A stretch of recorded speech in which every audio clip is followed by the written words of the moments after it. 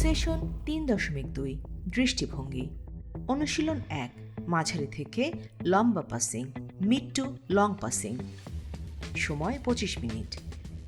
উদ্দেশ্য, মাঝারি এবং লম্বা দূরত্বে সঠিকভাবে পাস দেওয়ার দক্ষতা বাড়ানো।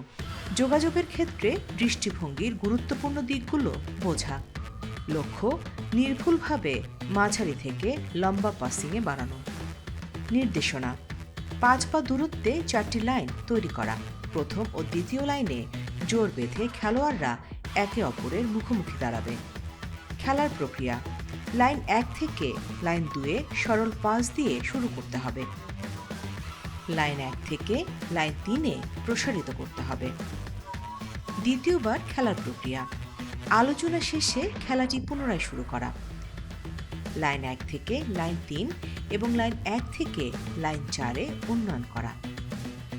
প্রতিফলন, প্রতিফলনে কোচ গাইডলাইনে দেয়া প্রথম প্রতিফলন ও দ্বিতীয় প্রতিফলন অনুসরণ করে আলোচনা শেষ করবেন।